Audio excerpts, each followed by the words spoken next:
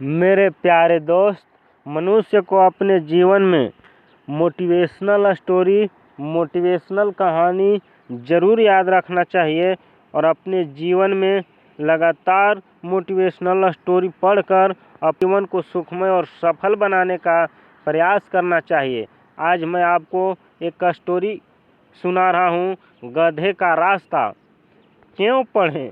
क्या आपने कभी खुद से पूछा है कि आप अपनी ज़िंदगी में जो रास्ता चुन रहे हैं वो सच में आपका अपना है या बस किसी और के कहने पर चल रहे हैं? अगर आप भी अपने जीवन के सही मार्ग पर चलना चाहते हैं और समझना चाहते हैं कि कैसे अपने फैसले खुद लेने चाहिए, तो यह कहानी आपके लिए है।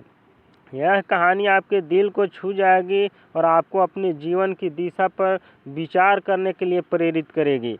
गधे का रास्ता, द डंकीज पथ। एक छोटे से गांव में भोलू नाम का एक गधा रहता था। वह गांव बाकी दुनिया से बिल्कुल कटा हुआ था।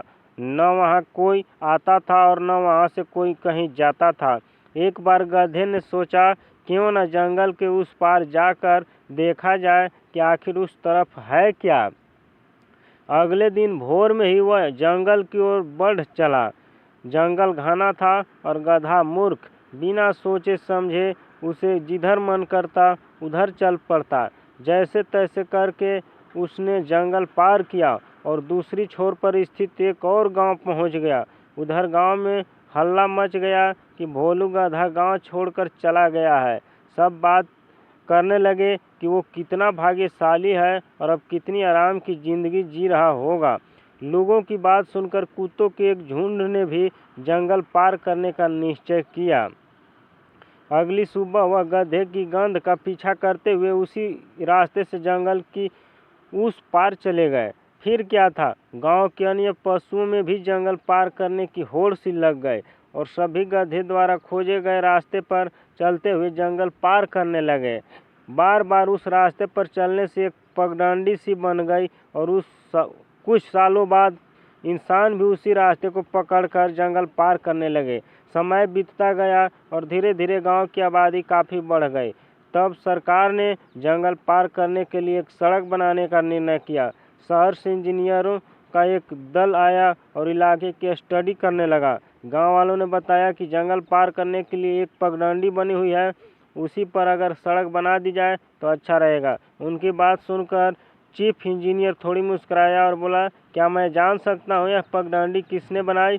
गांव के एक बुजुर्ग बोले, जहाँ तक मुझे पता है यह रास्ता किसी गधे ने खोजा था और उन्होंने पूरी कहानी सुना दी। उनकी बात सुनने के बाद चीफ इंजीनियर बोले, मुझे यकीन नहीं होता कि आप सब इंसान होते हुए भी इतने सालों से एक गधे के बनाए रास्ते पर चल रहे थे। पता है यह रास्ता कितना कठिन और लंबा है, जबकि हमने जो रास्ता खोजा है वह इसका 1/4 भी नहीं है और उसे पार करना भी कहीं आसान है।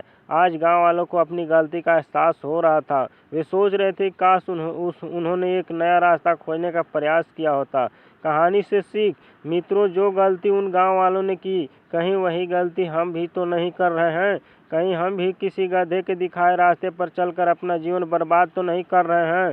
क्या आज हम जो भी काम या पढ़ाई कर रहे हैं वह हमारी अपनी रुचि के मुताबिक है, या बस समाज और घर वालों के दबाव में हम अपना रास्ता ढूंढने से हिचक रहे हैं? कहीं हमें भी अपना रास्ता खोजने की ज़रूरत तो नहीं? अगर हमें एक मतलब भरा जीवन जीना है तो हमें इन प्रश्नों का उत्तर देना होगा, वरना उस इंजीनियर की तरह एक दिन हमें भी कोई मिलेगा और बताएगा कि हमने अपने पूरा जीवन एक गधे का रास्ता पकड़े बर्बाद कर दिया।